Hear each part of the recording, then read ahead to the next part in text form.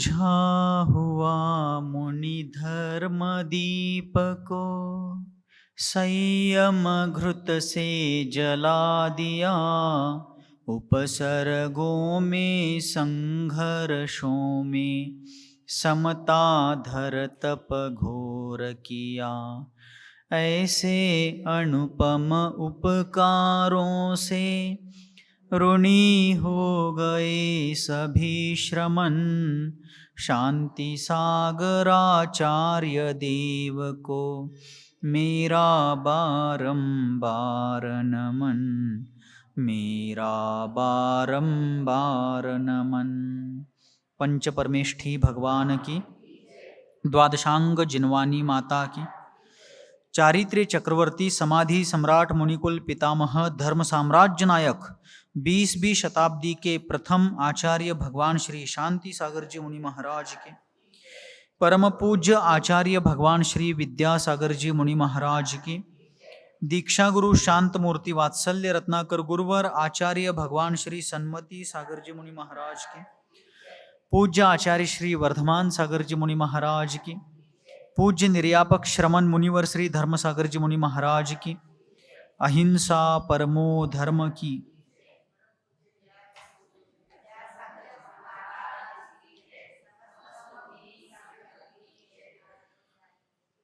बहती हुई नदी जिस प्रकार लक्ष्य को प्राप्त किए बिना रुकती नहीं है, उसी प्रकार साध्य की ओर बढ़ने वाला साधक साध्य तक पहुंचे बिना अपनी यात्रा को कभी विराम नहीं देता।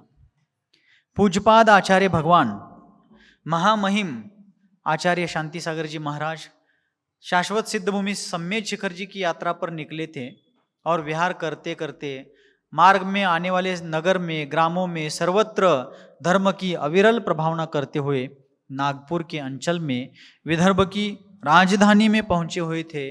और 3 जनवरी 1928 को आचार्य संघ नागपुर में पहुंचा हुआ था। और वहाँ 3 दिन के मुकाम में, 3 दिन के प्रवास में पूज्य आचार्य देव के प्रभावना से, उनके प्रवचन से, उनकी साधना से, उनके व्यक्तित्व के कारण वहाँ पर जिन धर्म की एक महान प्रभावना हो गई, ऐतिहासिक प्रभावना हो गई।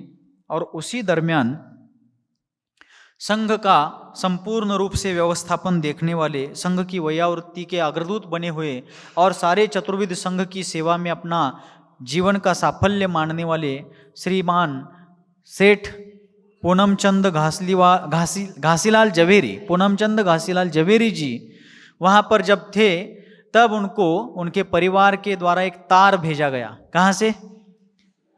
मुंबई से एक तार भेजा गया और कहा गया कि कितने ही दिनों पहले जिस व्यवसायिक कार्य में हमने जो प्रवेश किया था, उसमें जो हमने मेहनत की थी, जिसको साफल्य की प्राप्ति नहीं हो पा रही थी, आज उस कार्य में सफलता की प्राप्ति हुई है और उसमें हमें 1 लाख रुपए की क्या हो गई है? उपलब्धि हो गई है, प्राप्ति हो गई है। और उस जमाने में 1 लाख रुपए मतलब कितने? लगभग 1.5 से 2 करोड़ रुपए की राशि। आज 1.5-2 करोड़ रुपए की जितनी कीमत है, उतना उस जमाने में 1 लाख रुपए की कीमत होती थी, उसका मूल्य होता था। और उन्होंने किया गया जो निवेश था, विनिवेश, जिसको मराठी में अपन क्या कहते हैं, गुंतवणूक, उसमें उनको 1 लाख रुपए का मुनाफा हो गया। क्यों हो गया? तो उनकी एक घटना हमने कल देखी थी।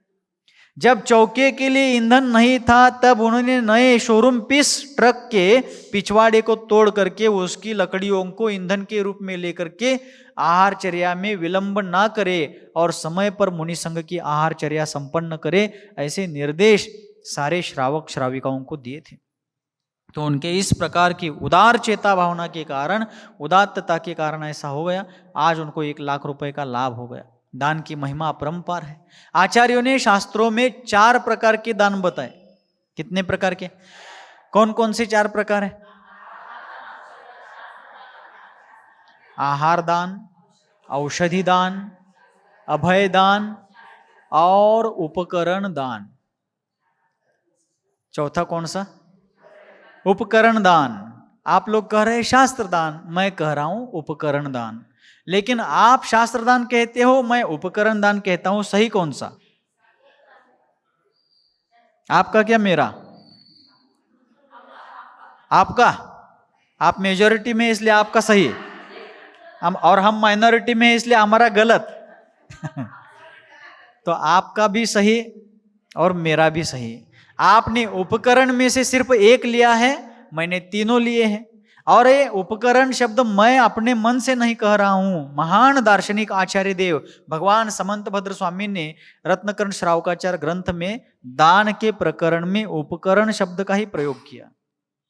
जो मोक्ष मार्ग में उपकारक है, जो साधना के पथ पर चलने वाले साधक की सहायता करने वाले हैं, ऐसे उपकरणों को साधकों को सौंपना, यह उपकरण दान कहलाता है। तो पहला है आहार दान। ये किसे दिया जाता है? जो पात्र है, उत्तम ऐसा नहीं कहे, जो पात्र है। तो पात्र तीन प्रकार के हैं ना, जघन्य, मध्यम, उत्तम। तो उत्तम को ही देना ऐसा नहीं है, पात्र को, जो योग्य, पात्र अर्थात योग्य, जो दान देने के योग्य है उसे ही दान देना चाहिए। अपात्र व्यक्ति को दिया गया दान, अपात्र व्यक्ति को दिया गया अन्न आदि जो कुछ भी हो, वह भव भ्रमण का ही कारण, पाप बंध का ही निमित्त बनता है। इसलिए दान पात्र को देख करके करना चाहिए धार्मिक दृष्टि से। बाकी करुणा भाव से, करुणा पात्र जो जीव होते हैं उनके लिए करुणा दान की भी आचार्यों ने चर्चा की है। जो अंधे है, लंगड़े है, लूले है, दीनहीन है, अनाथ है, बेसहारा है, और ऐसे जीवों के लिए जो अन्न औषधि आदि दिया जाता है उसको करुणा दान कहा जाता है। जैसे अनाथ आश्रम है, वृद्धाश्रम है, या गौशालाएं वगैरह है, ऐसे जीवों को, वहाँ रहने वाले दीनहीन और दुखी जीवों की जो सहायता की जाती है उसे तो करुणा दान कहा जाता है। करुणादान में पात्र अपात्र की कसौटी या परीक्षा नहीं की जाती, लेकिन जो धार्मिक दृष्टि से दिया जाने वाला दान है उसमें पात्र अपात्र की मीमांसा अर्थात परीक्षा करके दिया जाता है। अर्थात जो सत्पात्र है, सम्यक दर्शन के धारक है, या रत्नत्रय के धारक है, या सम्यक दर्शन, सम्यक ज्ञान और देश व्रत अर्थात श्रावकाचार को धारण करने वाले हैं, ऐसे जघन्य, मध्यम, उत्तम पात्रों के लिए जो अन्न आदि का दान दिया जाता है उसे सत्पात्र दान कहते हैं। कैसा दान? सत्पात्र दान कहते हैं। तो ऐसा आहार दान हो गया। उसके उपरांत औषधि दान।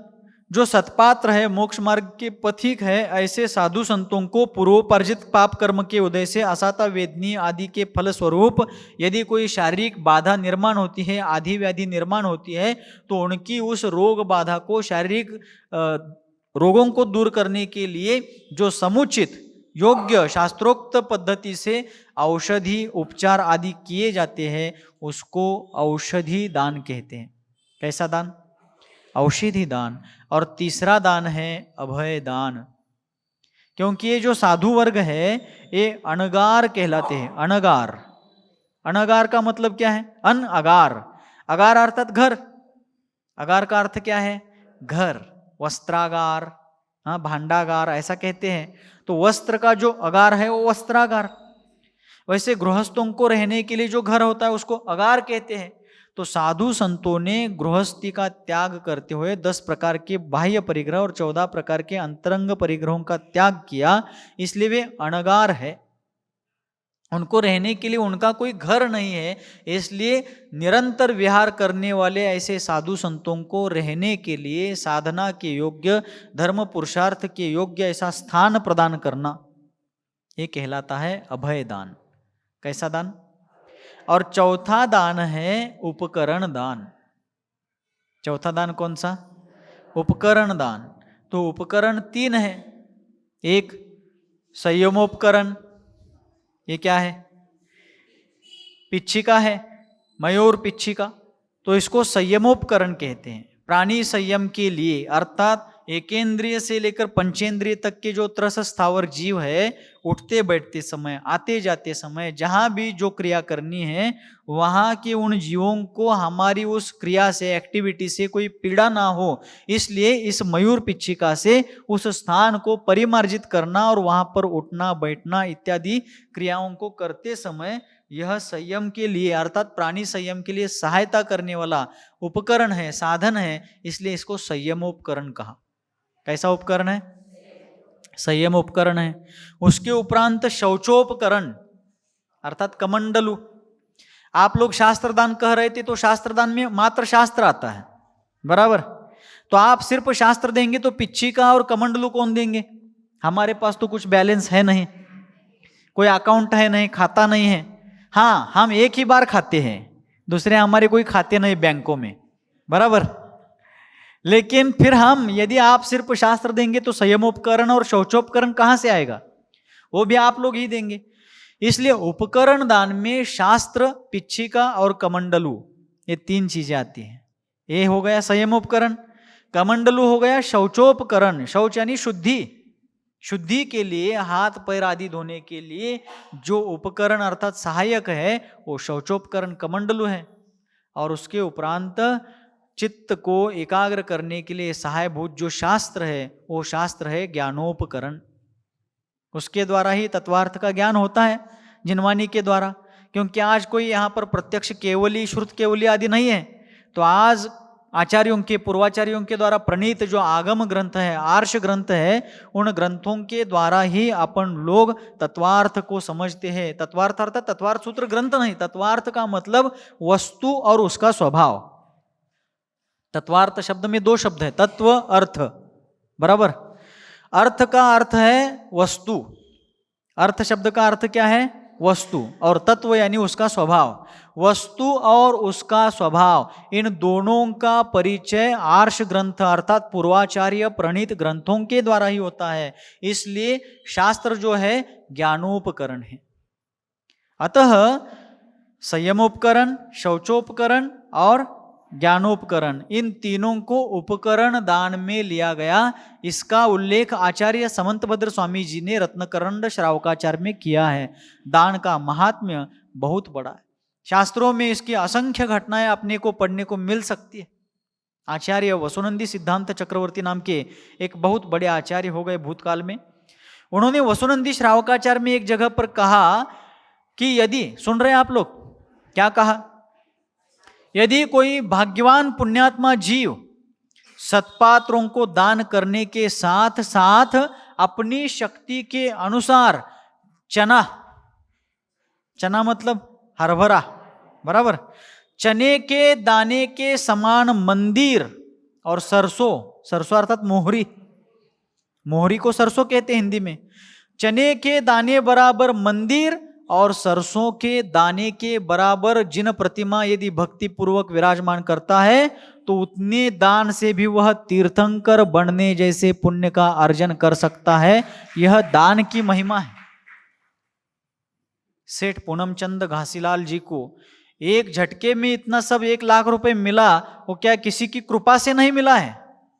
उन्होंने भक्ति भाव पूर्वक, निस्वार्थ भाव पूर्वक श्री संघ की, आचार्य संघ की, जिन धर्म की जो भक्ति भावना की थी, दान धर्म किया था, वयावृत्ति की थी, उसके आधार पर उनको आज मिला। कल भी बताया था, और ये प्रसंग जब चालू हुआ शिखर जी यात्रा का, तब भी आप लोगों को कहा था कि 1903 ईस्वी सन में वे राजस्थान के प्रतापगढ़ से मुंबई में आए थे। तब 100 रुपए भी उनके पास नहीं थे। आज अपन लोग देखते हैं कि कितने ही लोग दीन दरिद्री बनकर के, निर्धन बनकर के, दर दर की ठोकरें खा करके भटक रहे। संपत्ति पाने के लिए, सधन बनने के लिए वो कितना ही प्रयास करते हैं, लेकिन उनको सफलता अर्जित नहीं होती। क्यों? इसका कारण यह है कि पूर्व भव में संपन्न होते हुए भी उन्होंने सत्पात्र दान नहीं किया था, करुणा दान नहीं किया था, साधर्म्य लोगों के लिए कोई सहायता, उसका भी एक उल्लेख शास्त्रों में मिलता है। अपने जो साधर्मी लोग होते हैं उनकी सहायता करना, जो कोई गरीब हो, कर्ज में डूबा हुआ हो, संकट में फंसा हुआ हो, ऐसे साधर्मी जनों को सहायता करना भी एक प्रकार का दान कहा है आचार्यों ने शास्त्रों में। हाजी, समदत्ती दान, पूज्य अजित सागर जी महाराज उसका उल्लेख कर रहे हैं कि उसके लिए आचार्यों ने समदत्ती दान कहा है। कैसा दान? जैसे दीनहीन जीवों के लिए जो दिया गया उसको करुणा दान कहा, और जो साधर्मी जन है, जो धर्मात्मा है लेकिन संकट में, पूर्वोपार्जित कर्म के उदय से संकट में फंसे हुए हैं, उनकी सहायता के लिए उनको कुछ दान देना, उनकी मदद करना, ये समदत्ती दान कहलाता है। कौन सा दान? समदत्ती दान कहलाता है। एक प्रकार का और दान आता है कन्यादान। कन्या का भी दान कहलाता है। भले वो वैवाहिक प्रापंचिक जीवन में जीने के लिए जा रहे हैं, लेकिन कन्या का भी दान कहा गया भारतीय संस्कृति में, क्योंकि भारतीय विवाह संस्था, विवाह व्यवस्था एक आदर्श आचार संहिता के रूप में विश्व विख्यात है। इसलिए दान का महात्म्य इतना बताया आचार्यों ने, क्योंकि आज जो निर्धन लोग हैं उन्होंने कोई किसी प्रकार का सत्पात्र दान, किसी दीनहीन की सहायता या समदत्ती दान आदि रूप से नहीं दिया था, इसलिए आज उनके जीवन में इस प्रकार की निर्धनता आई हुई है। धन भरपूर होते हुए भी यदि उसका उपयोग मात्र पंचेंद्रिय विषयों के लिए करते हुए किसी सत्कार्य में उसका उपयोग नहीं करने से और मात्र परिग्रह जुटा करके रखना, परिग्रह संग्रह करके रखना, यह बहुत तीव्र पाप बंध के लिए कारण है। भगवान उमास्वामी आचार्य देव ने तत्वार्थ सूत्र ग्रंथ में कहा है, भव्वारंभ परिग्रहत्वम, सभी को पता है, नारकस्य आयुष, नारकियों के आयु बंध के लिए अर्थात नरकायु का बंध में कारणभूत क्या है, तो बहु आरंभ और बहु परिग्रह। बहु यानी भरपूर, बहु का मतलब बेटे की पत्नी ऐसा नहीं लेना, बहु का अर्थ है भरपूर, अति मात्रा में, अपरिमित। तो भरपूर परिग्रह और भरपूर आरंभ की क्रियाएं नरकायु के बंध के लिए कारणभूत हैं। और सत्पात्र दान करना, दीनहीन गरीब जीवों के लिए, दुखी जीवों के लिए सहायता भूत करुणा दान करना, समदत्ती दान करना, यह पुण्य के वर्धन में कारण है। और अग्रिम जीवन में यदि विवेक पूर्वक दान किया गया तो आने वाले भवों में वह परंपरा से मोक्ष प्राप्ति के लिए भी कारणभूत है। किसके लिए कारणभूत है? परंपरा से वह सत्पात्र दान हमें मोक्ष प्राप्ति के लिए भी निमित्त बनता है। इसलिए दान करने से कभी पीछे नहीं हटना चाहिए। हाँ, अपने शक्ति अनुसार। जैन धर्म में घर जलाकर कोयले का व्यापार करने के लिए नहीं कहा गया। अपने मराठी में कहावत है ना, घर जाळून कोळशाचा व्यापार करणे, बराबर। तो जैन धर्म में जैनाचार्यों ने कभी भी आगम ग्रंथों में घर जलाकर कोयले का व्यापार करने की सलाह, उपदेश, संदेश, आदेश नहीं दिया है। शक्तितस त्याग तपसी ऐसा कहा है। अभी षोडशकरण भावना चालू होगी 4 तारीख से, बराबर, षोडशकरण की पूजा। तो उसमें शक्ति के अनुसार त्याग और तप करने के लिए, दान करने के लिए, अपने शक्ति का विचार करके करने के लिए कहा गया। किंतु आज वर्तमान काल में अपन देखते हैं तो लोगों का दान के प्रति रुझान कम है। दान देने के प्रति लोगों की प्रवृत्ति बहुत कम होती जा रही है। किंतु दान इस जीवन का उत्थान करने के लिए एक महान साधन है। किंतु अति लोभी, अति मोहासक्त, अति परिग्रहानंदी रौद्र ध्यान करने वाले जीव सिर्फ जुटाना चाहते हैं, सिर्फ संग्रह करना चाहते हैं, देना नहीं चाहते हैं। मैं एक काम बता रहा हूं आप लोगों को, करेंगे क्या? महाराज पहले काम बताओ क्या है। बजट में बैठता है तो करेंगे, बजट वाला ही है, करेंगे। अभी सब मैं बताऊंगा तब श्वास लेंगे और मैं बताऊंगा तभी श्वास छोड़ेंगे। लो श्वास, अब मैं बताऊंगा तभी छोड़ना है। मैं जब तक नहीं बताता तब तक कोई श्वास नहीं छोड़ेंगे, मुझे छोड़ करके, क्योंकि मुझे बोलना है।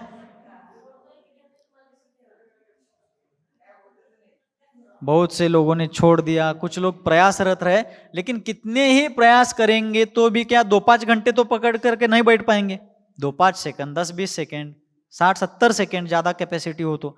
लेकिन श्वास लेने के बाद श्वास छोड़ना भी जरूरी है।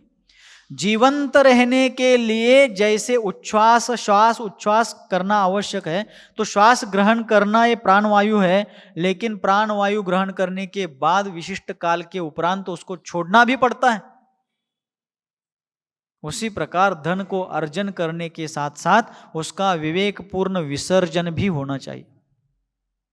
धन अर्जन ही सिर्फ करना नहीं है, उसका विसर्जन भी करना है, लेकिन वो विवेक पूर्वक, पात्रता देख करके योग्य व्यक्ति को करना है। क्योंकि यदि कोई दीन दुखियों का रूप धारण करके आता है और हम तुरंत विवेकहीन होकर के उसको उसके रूप को देख करके, ऊपरीम ऊपरीम उसके भावों को देख करके यदि दान करते हैं तो वह ऊपर से कुछ दीनता का नाटक करने वाला भी हो सकता है और लिए गए पैसों का उपयोग मद्यपान करने में, नशा करने में भी कर सकता है। कुछ लोगों ने ऐसा कहा दान के बारे में, यदि कोई भूखा व्यक्ति आता है तो उसको पैसे नहीं, रोटी दो। लेकिन रोटी देना भी आजकल बहुत कठिन होता जा रहा है, क्योंकि रोटी भीख मांगने के लिए आने वाले लोग भूख के कारण बता करके रोटी तो ले लेते हैं, लेकिन वहां बैठकर खाते नहीं हैं, रोटियां ले जा करके बेचते हैं और उस पैसे में कुछ गुटखा खाओ, तम्बाकू खाओ, नशा करो, ऐसा करते हैं। इसका मतलब कोई कुछ लोग करते हैं तो सभी लोगों को ऐसा समझ करके किसी की सहायता मत करो, ऐसा नहीं है। किंतु देते समय उस वस्तु का दुरुपयोग ना हो, बुरे कार्य के लिए उसका उपयोग ना हो, इसका विवेक रख करके ही अपने स्वामित्व की वस्तु को देना चाहिए, नहीं तो वह पाप के लिए भी कारण हो सकता है। किसके लिए? पाप के लिए भी कारण हो सकता है। किंतु विवेक पूर्वक दान देते समय अत्यंत विनम्रता भाव होनी चाहिए। एक हाइकू लिखा था एक बार, कितने ही लोग आजकल देश काल परिस्थिति, द्रव्य क्षेत्र काल भाव का प्रभाव भी है, लेकिन बहुत लोग आजकल दान देते समय सम्मान की अपेक्षा रखते हैं। आपकी बात नहीं चल रही है, जनरली दान देने वाला सम्मान की अपेक्षा रखता है कि मेरा सम्मान हो, सत्कार हो, कहीं पर मेरा नाम लिखा जाए, कहीं पर मेरा उल्लेख किया जाए, ऐसा भाव रख करके लोग देते हैं। आप दे रहे हैं तो उस पुण्योदय से आपको सम्मान मिलेगा ही, इस भाव में क्यों, भाव भाव में मिलेगा, लेकिन उसकी अपेक्षा करने की जरूरत नहीं है। एक हाइकू लिखा था एक बार, दान का मान, पहली पंक्ति में 5 अक्षर होने चाहिए। दान का मान, पुण्य का अपमान। दूसरी पंक्ति क्या है? दान का मान, पुण्य का अपमान, विनय से दो। तीसरी पंक्ति क्या है? विनय से दो।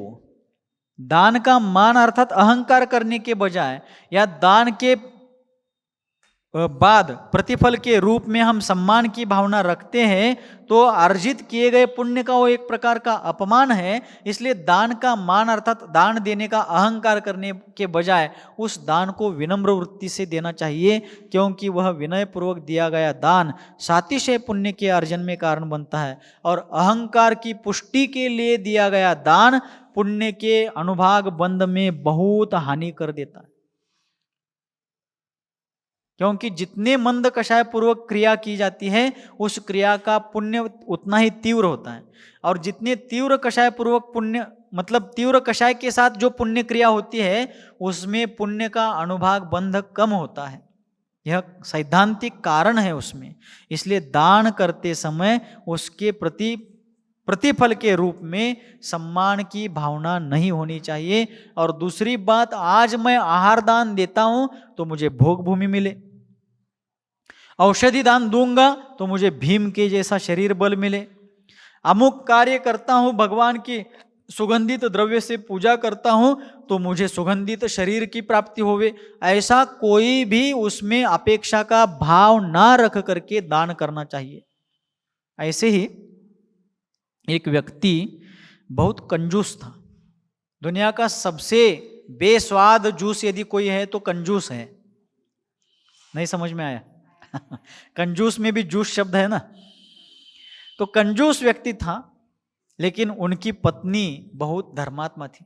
दान करने में, पूजा करने में, सेवा, वयावर्ती, स्वाध्याय, जप, तप, व्रत आदि करने में उनको बहुत अनुराग भाव था।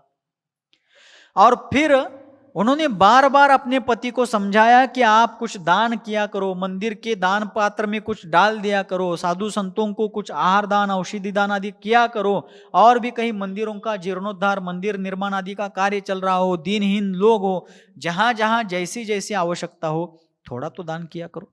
लेकिन वो महाकंजूस व्यक्ति कभी दान करने के लिए प्रवृत्त नहीं होता था। एक बार ऐसे ही उनके गांव में मंदिर में पूज्यपाद धर्मसागर जी महाराज आए हुए थे। तो उनकी श्रीमती जी, उनकी पत्नी, अपने पति को किसी प्रकार बहाना बना करके प्रवचन के लिए जाने की प्रेरणा देती हैं। लेकिन प्रवचन में जाने के पहले, पति को ले जाने के पहले उन श्राविका ने महाराज जी को बताया था कि महाराज जी, आमचं ह्यानी मेक्की त्यांनी अजिबात किती सांगितलं तरी काय दान करत नाहीत बघा. हमारे श्रीमान हमारे पति कितना भी मैं कहूँ तो भी दान करते नहीं है महाराज जी. मैं कैसा भी करके कुछ भी प्रयास करके आज उनको दोपहर के प्रवचन में लाऊंगी, लेकिन आप उनको थोड़ा प्रवचन के माध्यम से इनडायरेक्टली क्यों ना हो, अप्रत्यक्ष रूप से क्यों ना हो, आप दान का महत्व उनको समझ में आए ऐसा उनको संबोधित करें. महाराज बोले ठीक है, देखते हैं, प्रयास करेंगे. उस दिन योगायोग से पत्नी की बहुत आग्रहपूर्वक भावना को देख करके वह पति आ गया, बैठ गया. महाराज जी ने भी समझ लिया कि दोनों मिलकर आए, मतलब इनके साथ आए तो ये इनके पति ही होंगे, ऐसा समझ लिया अंदाज से, क्योंकि पहली बार महाराज को उनका दर्शन मिल रहा था. उन्होंने महाराज का दर्शन नहीं किया था कभी, महाराज को ही उनका दर्शन मिल रहा था पहली बार, चक्षु दर्शन. तो फिर महाराज जी ने समझ लिया कि ये महान भाव आज आए हैं, तो महाराज जी ने बहुत प्रभावशाली ढंग से उस दिन दान का महात्म्य बताया, दान का फल क्या है बताया, दान का प्रभाव क्या है बताया, दान के फायदे कितने हैं, ये सब बहुत अच्छे तरीके से समझाया. और फिर पत्नी देख रही थी बीच बीच में कि आमचं ह्यानी ऐकाल्यात का नहीं. तो पति बड़े ध्यान से सुन रहे थे. पत्नी देख रही थी कि हमारे श्रीमान जी सुन रहे क्या नहीं. तो श्रीमान जी सुन रहे हैं, उनके चेहरे पर बहुत प्रभावित भाव दिख रहे हैं कि वो दान के बारे में प्रभावित हो रहे हैं, ऐसा लग रहा था. प्रवचन समाप्त हुआ, शाम को सब घर गए. पत्नी ने पूछा क्यों जी, आज प्रवचन कैसा रहा. पति बोला बहुत बढ़िया प्रवचन हो गया, और उसमें भी धर्मसागर जी महाराज का प्रवचन, कहना ही क्या, ऐसा कहने लगा. तो फिर क्या विचार है, दान का महात्म्य कुछ समझ में आया क्या नहीं.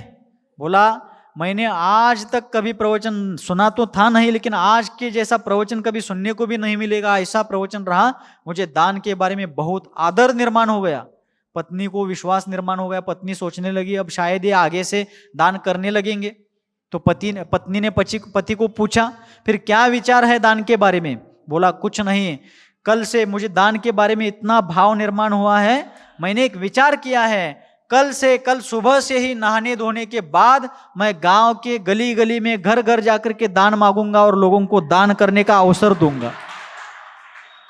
गांव का कोई भी व्यक्ति दान देने से वंचित ना रहे, ऐसा मैं जरूर प्रयास करूंगा, क्योंकि दान का पुण्य बहुत बड़ा होता है और मैं सबको अवसर देने वाला हूं. पत्नी माथा डोकं बडवून घ्या लागली ती. हा हेंतात न नशीब यान टांकी, या जन्मदागीत गट कट्टीन देती हो बाबा. हाँ, तो कुछ लोग ऐसे होते हैं, लेकिन दान का महत्व अपरिमित है. कितनी ही घटनाएं शास्त्रों में कही गई है, किन किन लोगों ने दान किया. धन्य कुमार का जीवन चरित्र जो आता है, वह दान के ही विशेष प्रभाव को उनके जीवन चरित्र में दिखाया जाता है.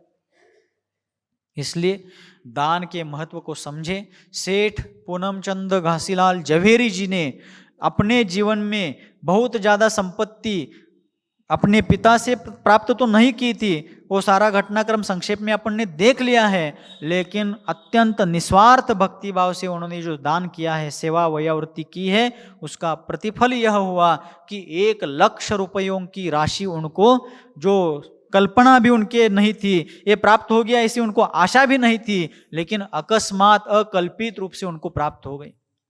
आचार्यों ने शास्त्रों में कहा है कि चिंतामणि रत्न वो है कि जिसके सामने इच्छुक व्यक्ति चिंतन करेगा तभी चिंतामणि रत्न फल प्रदान करता है. चिंतामणि रत्न कब इच्छित वस्तु प्रदान करता है. ये चिंतामणि रत्न यहाँ पर रखा हुआ है. मुझे यदि जो चाहिए मैं उसके सामने बैठकर उस चीज का चिंतन करूंगा, तभी वह चिंतामणि रत्न हमें वो वस्तु प्रदान करेगा. कल्प वृक्ष वो है कि जिसके आगे जाकर के मांगना पड़ता है कि मुझे अलंकार चाहिए, मुझे वस्त्र चाहिए, मुझे अन्न चाहिए, मुझे अमुक चाहिए, तमुक चाहिए, याचना करनी पड़ती है, तभी वह कल्प वृक्ष उस याचक को वस्तुएं प्रदान करता है. लेकिन जिनेंद्र देव के द्वारा बताया गया जैन धर्म एक ऐसा महान देय है, ऐसा महान दाता है कि जिसके सामने चिंतन भी नहीं करना पड़ता है, मांगना तो बिल्कुल नहीं पड़ता है, मात्र श्रद्धा भक्ति पूर्वक समीचीन विवेक पूर्वक उस धर्म की आराधना करने पर सांसारिक सुख ही नहीं, शाश्वत अतीन्द्रिय आत्मिक सुख की प्राप्ति भी शीघ्रातिशीघ्र होती है, ऐसी जिन धर्म की महिमा है। और हम सब बहुत भाग्यशाली है कि किसी जन्म की तपस्या के फलस्वरूप, कितने ही जन्मों के पुण्य के फलस्वरूप आज हमें जिन धर्म की प्राप्ति हुई है। हम जैन कुलोत्पन्न है, और उसमें भी उस जमाने में नहीं जब मुनियों का दर्शन भी दुर्लभ था। आज हम शांति सागर आचार्य देव के जमाने में हैं, और उसमें भी हमारे पूर्वजों ने उनको आचार्य पद प्रदान किया था। हम वो देखने के लिए तो नहीं है, लेकिन शताब्दी वर्ष महोत्सव मनाने का अवसर और वो भाग्य हमारे जीवन में आया है। यह भी हमारे जीवन का एक पुण्य है, एक असाधारण भाग्य है। इसलिए हमारी शक्ति जितनी है उतना ही दान करने का अपन प्रयास करें। और उसके साथ साथ आहार दान, औषधि दान, अभय दान, उपकरण दान, करुणा दान, समदत्ति दान, ये भी दान तो है ही, लेकिन और भी कुछ दान है। जैसे श्रम दान है, बराबर। अपन आर्थिक कुछ नहीं दे सकते, अर्थ सहायता नहीं दे सकते, तो श्रम करके अपन वहां सहायता कर सकते।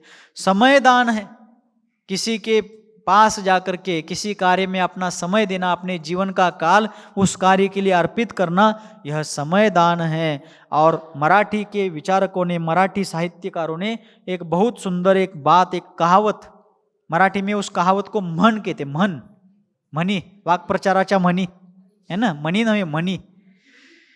तो एक कहावत मराठी में आती है, गुळ नसलं तरी गुळाची वाचा असली पाहिजे। आती है क्या? ये कहावत आती है, सुनी होगी आप लोगों ने। क्या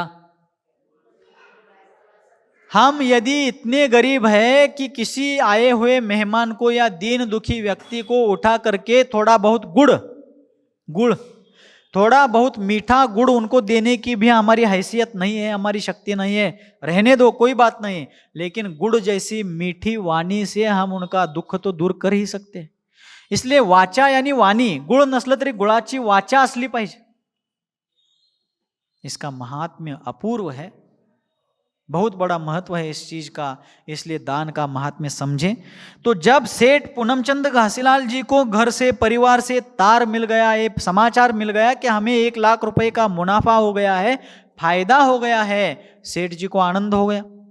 वहां उपस्थित सारे चतुर्विध संघ में जो श्रावक श्राविकाएं थे उनको भी आनंद हो गया। लेकिन आनंद होने के साथ साथ वो सेठ अपना कर्तव्य भूले नहीं, दौड़ते हुए पूज्यपाद आचार्य देव के चरणों में पहुंचे। महामहिम आचार्य शांति सागर जी के चरणों को पकड़ करके उन्होंने अपार भक्तिभाव प्रेषित करते हुए कहा कि गुरुवर, आपके चरणों की सेवा करने के कारण आज मुझे ऐसा ऐसा लाभ हुआ है, उसका समाचार अभी अभी सुनने को मिला है। लेकिन गुरुवर, वह संपत्ति मैं अब बिजनेस बढ़ाने के लिए, परिवार के सुख सुविधाओं के लिए, बंगले, इमले, हवेली, कोठियां निर्माण करने के लिए या और किसी लौकिक कार्य के लिए उसका उपयोग नहीं करना चाहता हूं। गुरुवर, मेरी भावना है कि आप आज नागपुर में विराजमान हैं, आपके साथ हम शिखर जी में 2 महीने में पहुंच जाएंगे। नागपुर से 2 महीने में अपन शिखर जी पहुंच जाएंगे, और शिखर जी पहुंचने के बाद आपके ही मार्गदर्शन, सानिध्य, तत्वावधान और आपके उपदेश के अनुसार उस 1 लाख रुपए की संपूर्ण राशि का उपयोग सम्मेद शिखर जी में पंच कल्याणक महोत्सव संपन्न करने के लिए यह राशि मैं अर्पित करता हूं। उस जमाने में 1 लाख रुपए कितने, मैंने बचपन में जब घर में था तो सुना था बुजुर्गों से कि जब वे बुजुर्ग लोग उनके बचपन में, म्हणजे आजीच्या लहानपणी, कळलं, दादी नानी लोग, हमारे दादी नानी लोग उनके बचपन में जब बाजार करने के लिए, सब्जी खरीदी करने के लिए और कुछ भी खरीदने के लिए जब जाते थे तो वो लोग बताते थे कि उनके बचपन के जमाने में 1 रुपये ले जाओ तो सप्ताह भर का सारा सामान आ जाता था। सब्जियां, अनाज और कुछ भी जो घरेलू जो रसोई का सामान चाहिए होता था, 1 रुपये में सप्ताह भर का 7-8 दिन का प्रापंचिक अन्नपान का सहारा साहित्य सामग्री उस समय बाजार में मिल जाता था 1 रुपये में। आज 1 रुपये में क्या आता है?